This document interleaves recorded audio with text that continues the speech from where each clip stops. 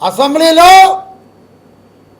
దేవాలయం అసెంబ్లీలో వాడు కొడాలి నానిగాడు ఒక రోగ్ రాస్కెల్ వాడిని పెట్టి చంద్రబాబుని బండబూతులు తిట్టించి చివరికి ఎన్టీ రామారావు గారి కూతురు ఆమెను కూడా అవమానించే పరిస్థితికి వచ్చారంటే అది అసెంబ్లీయా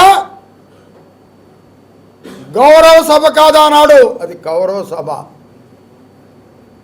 ఆ రోజే చెప్పాడు మా నాయకుడు, మళ్ళీ ముఖ్యమంత్రికి అడుగు పెడతా, ఈ గౌరవ సభకు రాను, గౌరవ సభ అయితే వస్తాను. ఒక మగాడిగా చెప్పాడు.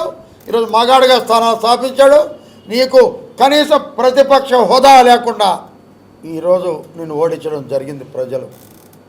మరి అసెంబ్లీలో నీ మనుషులు బూతులు తిడుతుంటే ఒక ముఖ్యమంత్రిగా నివారించాల్సింది పోయి పిచ్చిన వాళ్ళు నవ్వుకుంటావా? పిచ్చిన వాళ్ళు నవ్వుకుంటావా? వాళ్ళకి ప్రమోషన్లు ఇస్తావా? మరి ఇంకొక మంత్రి శాసన మండలిలో జిప్పు ఇప్పాడు. జిప్పు ఆయనకి ఉండదు, మాకు లేవా?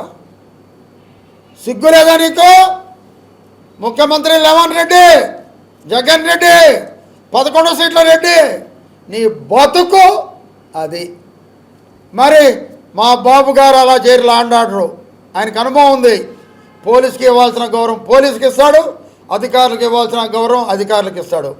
మరి ఒక మంత్రి భార్య ఒక పోలీసు అధికారి తిడితే వెంబటనే మా ముఖ్యమంత్రి గారు ఆ మంత్రి గారిని మందలించడం జరిగింది.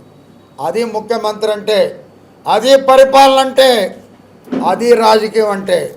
నీలాగా పిచ్చిన వాళ్ళు నవ్వుకోవటం, చంద్రబాబుని ఒరే ముసలాడా గుంటనక్క అని ఆ దొంగముండా కొడుకు కొడాలని తిడితే నువ్వు నవ్వుకుంటావా? నీ ఎమ్మెల్యేలు తిడితే నవ్వుకుంటావా? మా చంద్రబాబు ముందు నీ కళ్ళు కనపడి కబోది ముండా కొడుకు నువ్వు. చంద్రబాబు ఈరోజు చిన్న పిల్లలాగా ఉన్నాడు, పరిగెస్తున్నాడు, తిరుగుతున్నాడు. ఎన్ని మీటింగ్లు మాట్లాడిన గొంతు రాయదు. నువ్వు తిరగలవా? నీ బతుక్కి నువ్వు చంద్రబాబుని తిట్టిస్తావా? మరి నువ్వు ఈరోజు మాట్లాడుతున్నావు ప్రజాస్వామ్యం అన్యాయం అయిపోతుందని.